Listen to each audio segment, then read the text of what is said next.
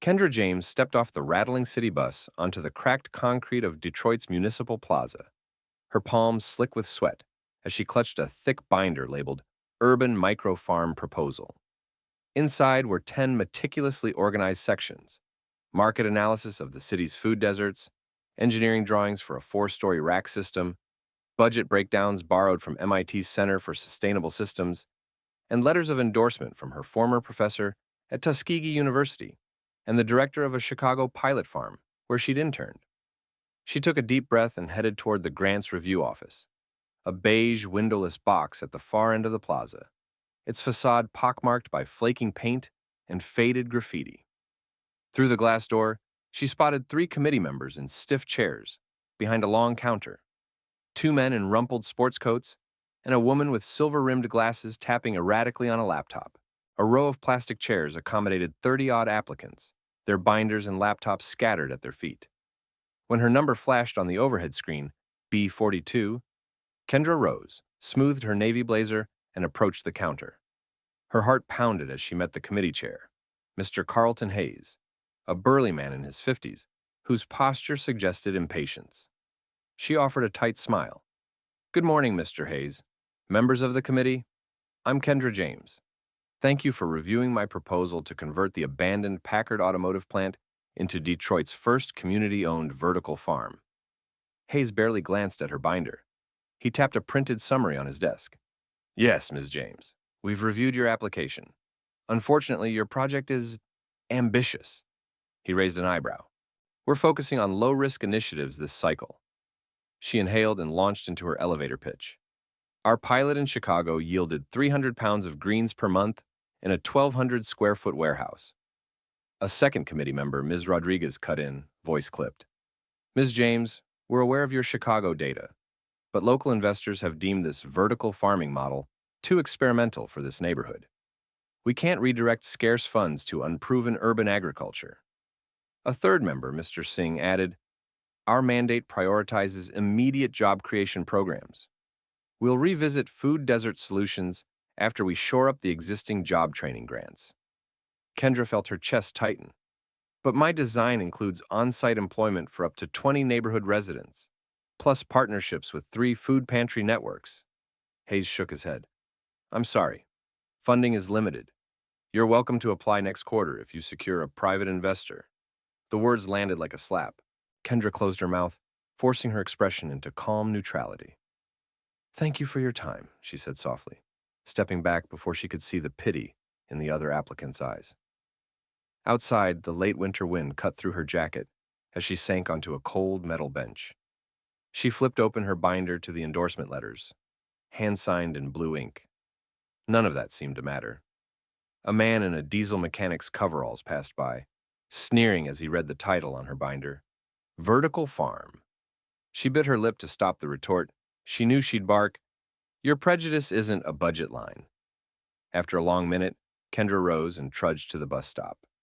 Her mind buzzed with the committee's dismissive phrases: ambitious, unproven, too experimental. In her mother's driveway that evening, she unloaded her binder onto the hood of an old Ford Taurus. The amber porch light revealed the worn pages of her engineering sketches, now splattered with snowflakes.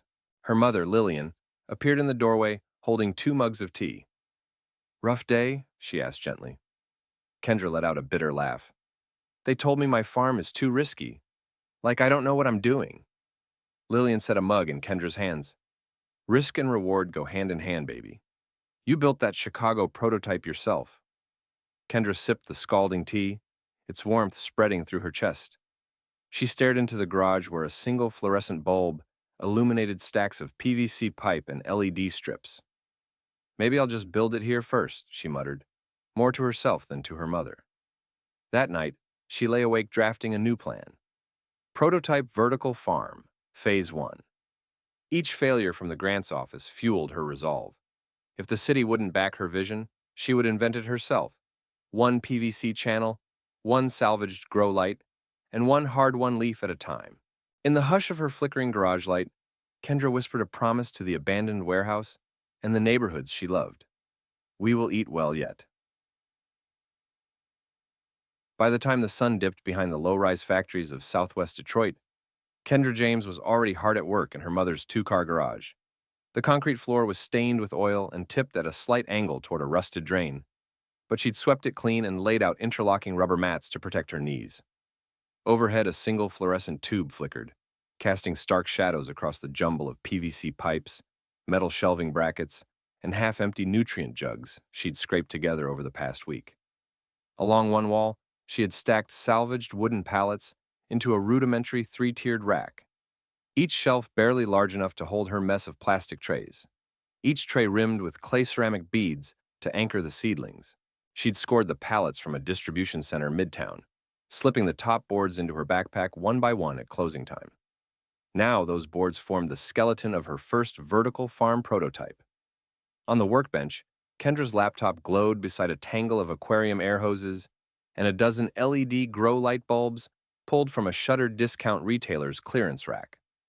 A library scavenged nutrient film technique, NFT diagram, lay taped to the wall, yellowing at the edges. Minimum slope, 1%.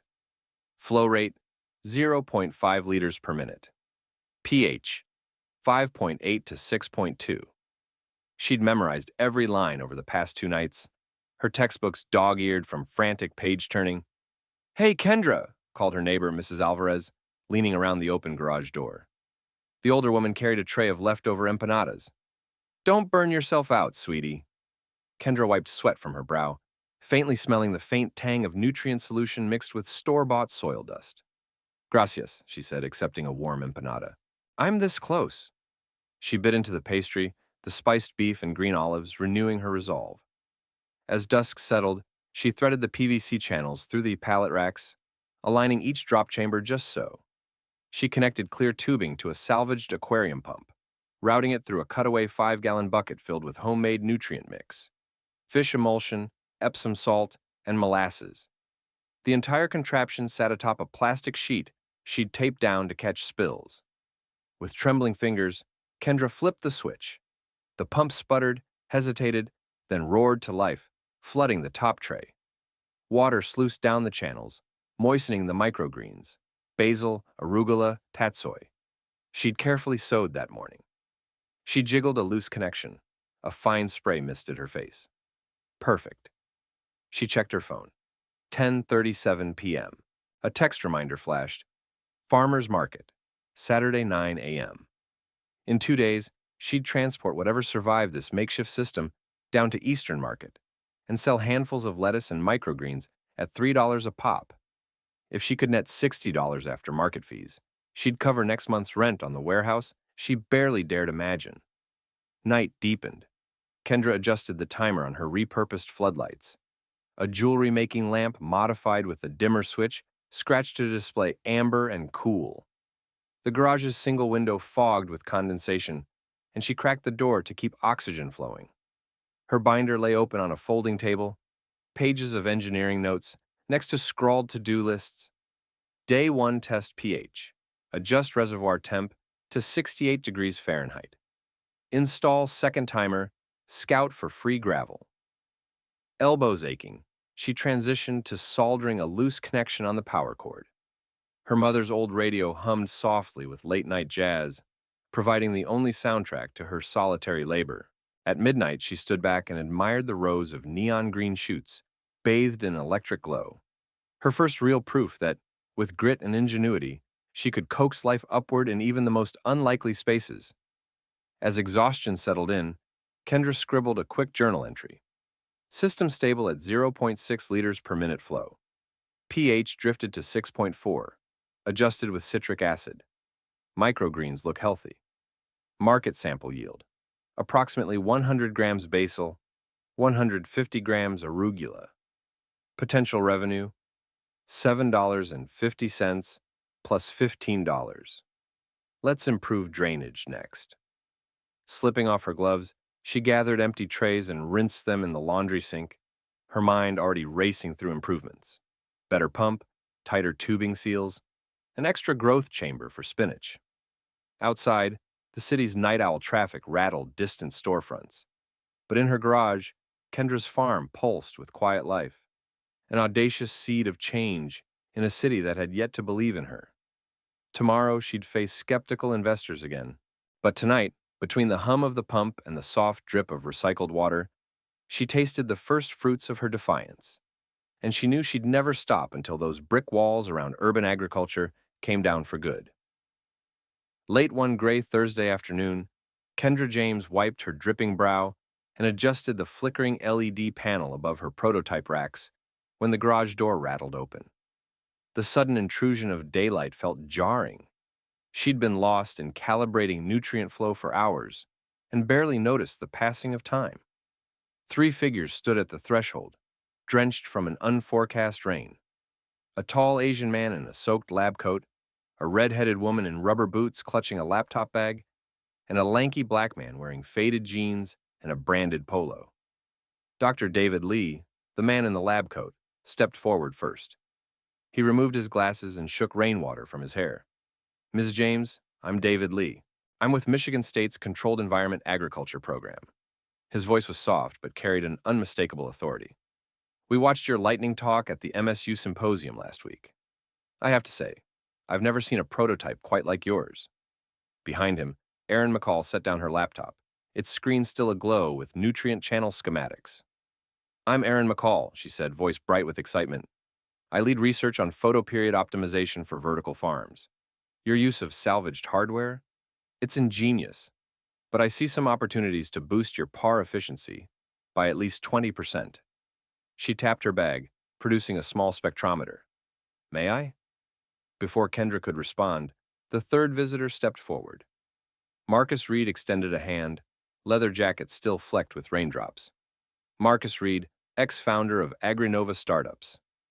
"I'm here because I believe urban agriculture shouldn't belong only to well-financed labs." He grinned. "If anyone can turn PVC and aquarium pumps into a revolution, it's you." Kendra's initial shock gave way to guarded curiosity.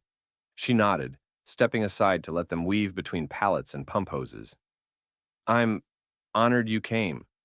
I'm at the phase where city funding refused me, so I've been working alone in this garage. What can I do for you?" David crouched beside her nutrient reservoir, inspecting the homemade mix. "Firstly, your NPK ratio is good, but the ammonium component could be dialed down. Too much leads to salt buildup on the roots. We can help you install a quick flush valve system." He traced a finger along the tubing. "Secondly, I can model your water recovery loops to reduce waste by almost half." Erin crouched next, placing the spectrometer under a grow light. A soft beep echoed. "See here. Your light peaks at 620 nanometers and 740 nanometers, but you're missing the crucial 660 nanometer band that maximizes chlorophyll A activity." She held up a compact LED module. "If you'll let me donate some bispectrum diodes, we can retrofit your panel by this weekend." Marcus wandered to the seed tray shelf, lifting a tray of pale green arugula. "Your yields are solid, but space is your scarcest resource. I've negotiated with a lighting manufacturer to sponsor a scaled-down 2x1-foot trial array, no cost. I'll handle the logistics if you'll allow me to coordinate with your city contacts to secure a small commercial lease option for a second site." Kendra felt a surge of disbelief. Over the past weeks, she'd pitched investors who dismissed her as inexperienced or too small. Yet here were three respected experts offering time, equipment, and connections. She forced a smile and placed a hand on her chest. "I don't know what to say. Why help me?" Erin shrugged, leaning against a pallet. "Because innovation shouldn't be gated by bank balances. Because urban farms need people on the ground who care about their communities." She glanced at the patchwork prototype. "And because nobody else has tackled these problems with your level of hustle." David nodded.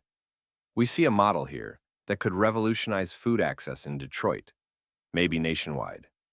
But it needs technical refinement and institutional backing. Together, we can make that happen." Marcus extended his hand again, this time earnestly. "Let's be partners. You supply the agronomic expertise and industry smarts. I bring the investor network and scaling experience. And you, Kendra," he said, turning to her, "you bring the vision and grit. We'll rewrite the rules on who gets to feed a city."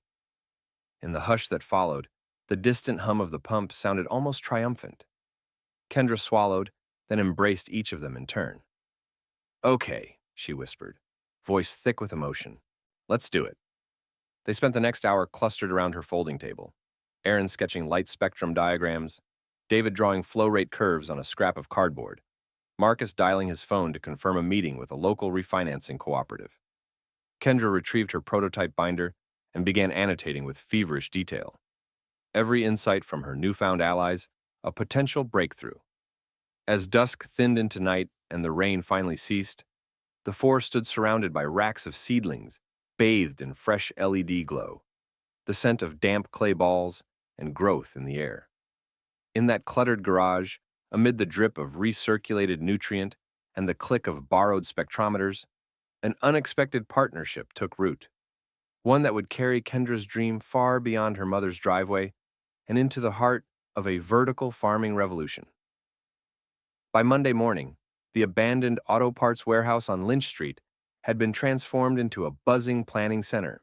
Kendra pushed open the rusted sliding door to find stainless steel tables groaning under blueprints, laptops, and half-drunk coffee mugs. Along one wall, Aaron McCall had pinned up a full-size CAD printout of the 20-foot vertical racks, each shelf clearly labeled with tray dimensions, pump placements, and wiring conduits. David Lee stood beside her, adjusting a laser-printed schematic of the nutrient recovery loops, while Marcus Reed tapped at his phone, coordinating conference calls with a lighting vendor and a local credit union. "Let's walk through the flow," David said, rolling up his sleeves as he tapped the schematic. "Water will enter the top manifold at 0.7 liters per minute. Gravity fed through each NFT channel at a 1.5% slope, then drain into the reservoir. We'll recapture 90% of runoff back into the tank. Run the whole system on a 30-minute cycle to prevent nutrient depletion." He clicked to a secondary slide illustrating the geotextile filter we'd install at the reservoir inlet to trap biofilm. Erin swiveled her laptop around to show a par density heat map. "Here's where our current LEDs underperform," she explained, pointing to purple zones on the tray edges. "We'll replace these 450 nanometer diodes with 660 nanometer deep red chips. You'll boost photosynthetic efficiency by roughly 22%. I've secured a donation of 200 sealed unit arrays from Agrolite," she added, eyes bright. "They'll arrive Wednesday." Marcus stood and paced the concrete floor, measuring out 16 feet by 24 feet with his foot. "We need a waterproofed control panel here," he said, tapping near the wall socket. "I've spoken to Detroit Controls. They'll custom build us an IP65 rated box with timer relays, pH sensors, and Wi-Fi gateways so we can monitor pH and EC on our phones." He scribbled notes. "Add remote override switch. Integrate email alerts for pH drift beyond 6.5 to 6.8. Kendra hovered over a stack of 4 binders labeled Grant Applications, Investor Deck, Community Outreach, and Engineering Specs. She flipped through pages of her revised business plan. "City Council wants hard numbers on job creation," she said. "With 3 full-time technicians, 2 harvesting, 1 on system maintenance, and part-time community interns, we project 20 jobs by year 2. Plus, at 500 pounds of greens per month retailing at $4 per pound, revenue should hit $24,000 monthly by Q3. She slid her finger down a pro forma cash flow chart. Aaron chimed in. "We can also highlight the environmental ROI. 70% less water use than field lettuce, 0 pesticide runoff, and 30% lower transport emissions. I've drafted a one-pager for foundations like the Kresge and Kellogg trusts." David opened a software window, showing his crop model simulation. "If we stagger planting cycles every 2 weeks, we can maintain continuous harvest, no downtime. And by rotating basil, microgreens, and loose-leaf lettuce, we mitigate disease risk and maximize shelf diversity." He exported a CSV of yield projections under varying light cycles and handed it to Kendra. Their brainstorming stretched into late afternoon. At 4 p.m., Marcus clapped his hands. "Okay, action items." He wrote on a whiteboard. Wednesday, receive Agrolite LEDs. Install test panel. Thursday, Detroit Controls to install main control panel. Calibrate pH sensors. Friday. Submit final grant to Michigan Urban Ag Fund. Deadline Friday, 5 p.m. Next Monday. Host community meeting. Invite local grocers, food pantry coordinators, neighborhood council. Kendra copied each task into her planner. Then she looked up at her partners. We've got a working prototype, a solid financial model, and community buy-in lined up.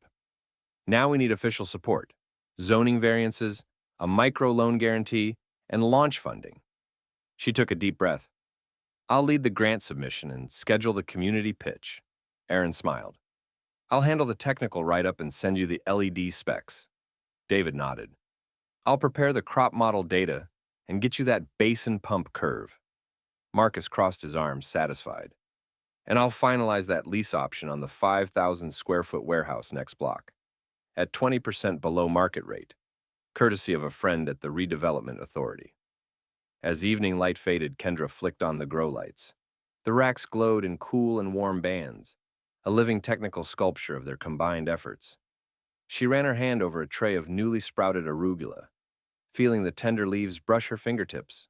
Under that glow, in the midst of welded pallets and buzzing pumps, Kendra realized they'd done more than draw plans on paper. They'd engineered hope. And with this blueprint in hand, the vertical farming revolution was no longer a city council whim, but an imminent reality. The morning light streamed through the dusty warehouse windows, glinting off puddles left by the night's rain and casting long shadows across the concrete floor.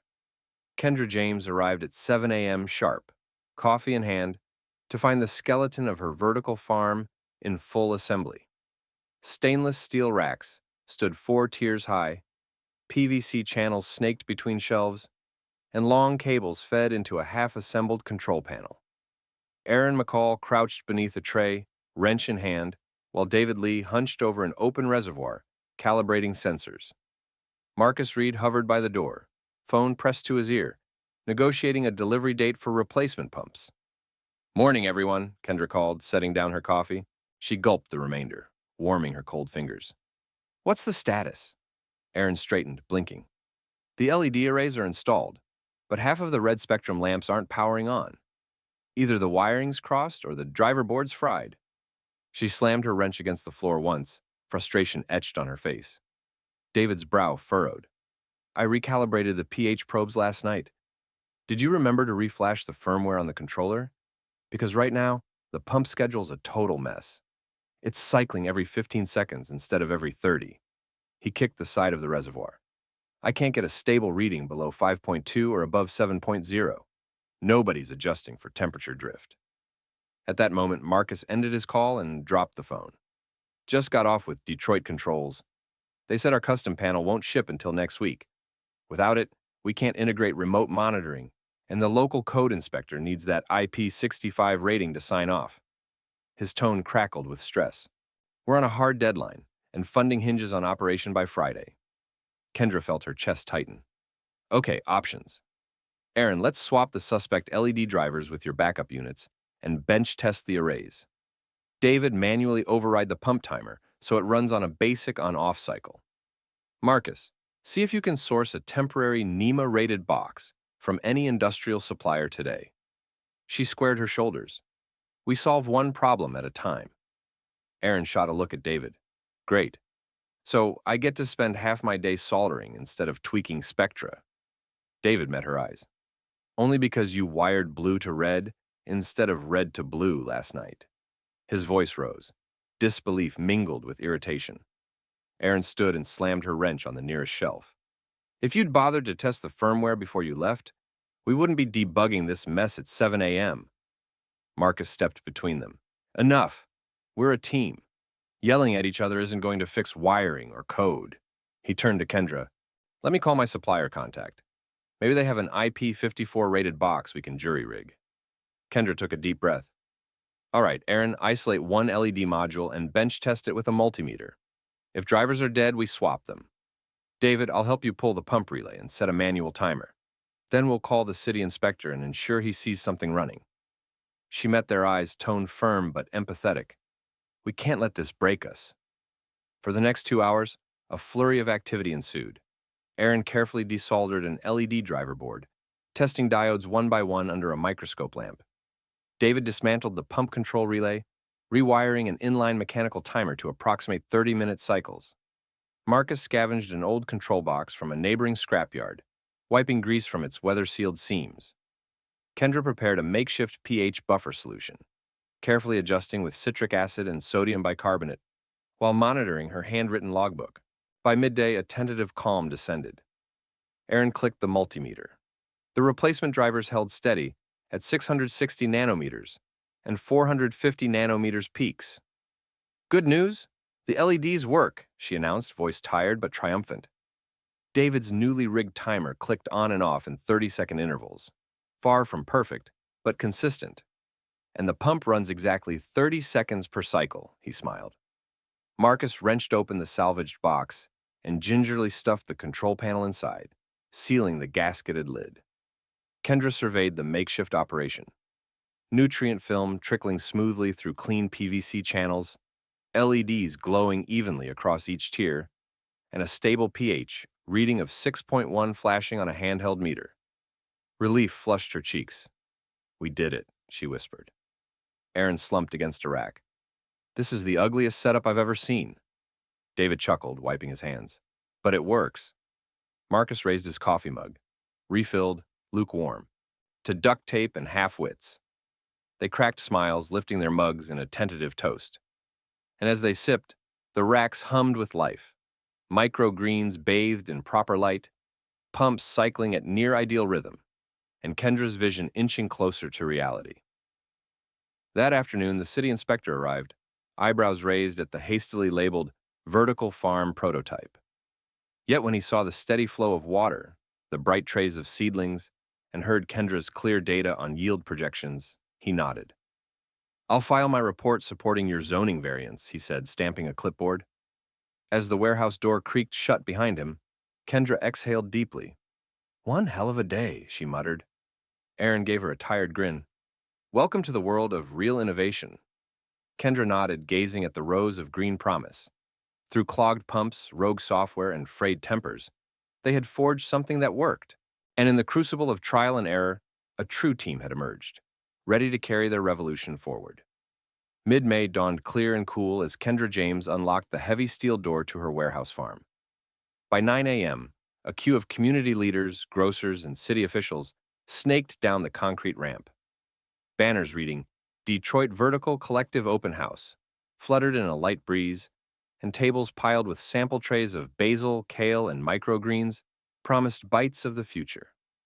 At 9:30, Kendra stepped onto a raised wooden platform before the racks, flanked by Aaron McCall, David Lee, and Marcus Reed. A sea of smartphones and notepads greeted her. She cleared her throat. "Thank you all for coming.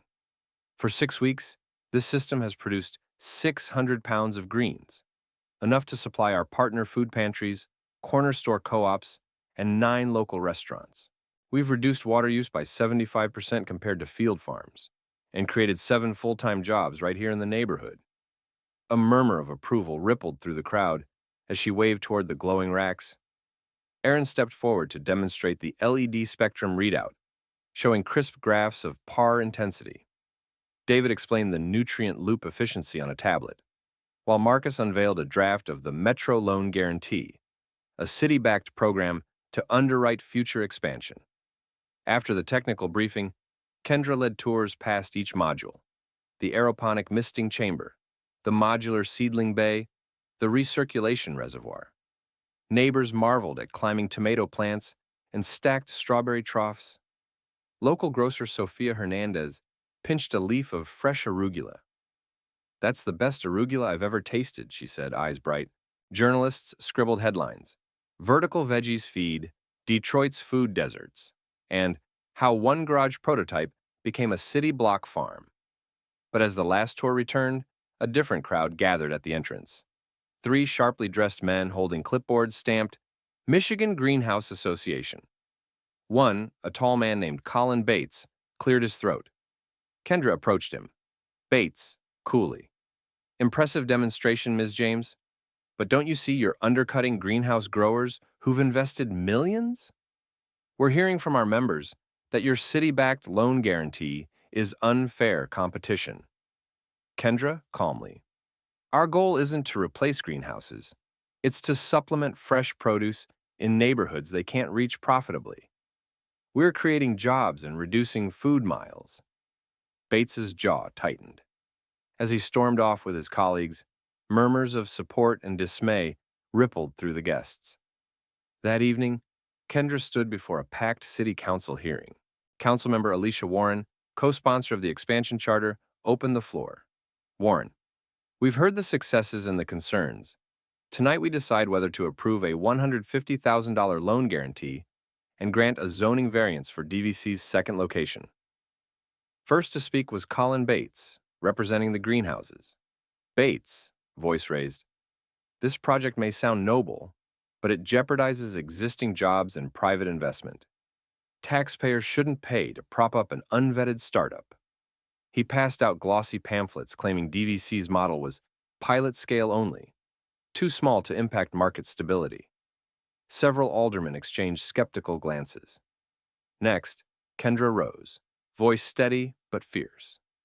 Kendra, I'm a Detroit native with deep roots here. I've created jobs for neighbors, taught apprentices from at-risk youth programs, and delivered thousands of pounds of produce to families who'd otherwise see empty store shelves. Our loan guarantee leverages private leverage. We're on track to pay it back from our own revenues by year 2. This isn't a giveaway. It's an investment in community resilience. She handed each council member a one-page fact sheet. Side-by-side comparisons of water use, carbon emissions, and job creation metrics for field farms, greenhouses, and vertical systems. Then, Sophia Hernandez testified, Sophia, as a grocer, I know margins. DVC's consistent, pesticide-free greens have boosted my sales 15%. They've become my best-selling item. A round of supportive applause erupted. A spokesperson from Feeding Detroit also backed the proposal, citing reduced logistics costs. After 2 hours of heated debate, council members volleying questions about risk, precedent, and fairness, Councilmember Warren called for a vote. The clerk read aloud, in favor of the loan guarantee and zoning variance, 6. Opposed, 3. A cheer swept the chamber. Kendra exhaled with relief as the gavel fell. Outside, neighbors clapped her on the shoulder. Even Bates, watching from the back, offered a tight nod before slipping away. By midnight, DVC's boardroom, once empty pallets, buzzed with celebration. Aaron sketched plans for a mirrored second site. David ran simulations for stacking modules 5 tiers high. Marcus toasted with sparkling cider. Kendra, raising her glass, to facing down resistance and proving that community-driven innovation can reshape our food system. In that warehouse-turned-war room, amid triumphant laughter and clinking glasses, the vertical farming revolution in Detroit took its defining step. From scrappy prototype to city-endorsed model, ready to grow despite the backlash. The dawn sun gilded the steel beams of the Detroit Vertical Collective's DVC second warehouse. As Kendra James arrived at 6:30 a.m., heart racing with anticipation. 6 months had passed since the open house, and today was the public launch of DVC's Neighborhood Harvest Program, delivering fresh produce to 25 schools, 12 corner stores, and 4 food pantry networks across Detroit. Inside, the once empty expanse behind the loading dock had been converted into a sorting line. Stainless steel tables groaned under crates of basil, kale, pea shoots, and spinach, each clamshell labeled with "Grown in Detroit" and the DVC logo. Under the hum of 2 conveyor belts, a team of 15 workers, 8 full-time technicians, 4 community interns, and 3 volunteers from a nearby youth program sorted, weighed, and packed 2,400 pounds of greens for same-day delivery. Kendra stepped onto the mezzanine balcony overlooking the operation. Aaron McCall joined her, scrolling on a tablet. Aaron, smiling. Our yield's up. 28 pounds per 100 square feet monthly, a 40% increase since Phase 1. And water use remains 72% below field benchmarks. Below, David Lee calibrated a new aeroponic misting system, fine droplets shimmering in the morning light. David calling up, System efficiency is holding at 92% recovery. The biofilm filter upgrade is solid. At 8 a.m., a dozen Detroit school buses lined the curb outside. Children from Harding Elementary hopped off, cheered by their teachers as DVC staff handed out seedling kits and recipe cards for kale carrot smoothies. Kendra knelt to greet 10-year-old Malik Johnson, who grinned at a tiny basil plant. Malik, can I grow this at home? Kendra, absolutely. These kits have everything you need. Just add water and light. Across the street, a block party unfolded outside Corner Fresh Market, where local grocers displayed DVC's greens alongside farmers' weekly deliveries. A sign read, "Vertical produce, local, fresh, sustainable." Neighbors tasted samples, posting selfies tagged number Detroit Grows Up. By midday, a delegation from the U.S. Department of Agriculture arrived for a model site tour. Kendra led them through the two-site operation. First, the original Lynch Street farm, now producing strawberries and herbs. Then this second block, where they piloted an expanded 5-tier aeroponic module. USDA officials nodded approvingly at yield data on Kendra's tablet. 3,600 pounds per month, $36,000 in revenue, 22 jobs created, and a 20% reduction in local produce imports. Later that afternoon, a live stream panel connected Detroit's Mayor Caldwell, Chicago's Urban Agriculture Commissioner, and representatives from Cleveland and Baltimore, cities now exploring DVC's Farm in a Box franchise model. Marcus Reed appeared on camera. Marcus, we've standardized our modular system into a turnkey kit. Within 8 weeks, a community center or faith group can launch a vertical farm with training, remote support, and guaranteed offtake agreements. As the live stream ended, Kendra watched comments flooding in. Detroit leads again. Urban farming is the future. Teach us your ways. That evening, DVC's team gathered on the warehouse roof, overlooking the city skyline. String lights framed the deck, and tables held plates of farm-fresh pesto crostini and microgreen salads. Aaron tapped a glass, drawing everyone's attention. Aaron, to Kendra, whose vision and stubborn grit made all of this possible. Team, in unison, to Kendra. David raised his glass. David, and to the power of partnership. 3 white agronomists and 1 unstoppable black founder. They laughed and toasted under the glowing horizon. As twilight deepened, Kendra stepped aside, gazing out at the city, where failed proposals and closed doors had once defined her limits. Now, every rooftop, vacant lot, and abandoned warehouse held potential for vertical farms, community jobs, and fresh food for neighborhoods that had gone too long without it. In her pocket, her phone buzzed with a message from Cleveland's mayor. Ready to talk farm in a box. Let's feed our city. Kendra smiled, slipping the phone back. Beside her, the 5-story greenhouse racks rose like sentinels of hope, their LED glow painting the night in greens and blues. Tonight, Detroit slept under a revolution of leafy growth, and tomorrow the world would awaken to a new blueprint for sustainable, equitable agriculture, one forged by determination, solidarity, and the unbreakable promise that every community deserves access to fresh food, and every innovator, regardless of color or background, deserves a chance to feed it.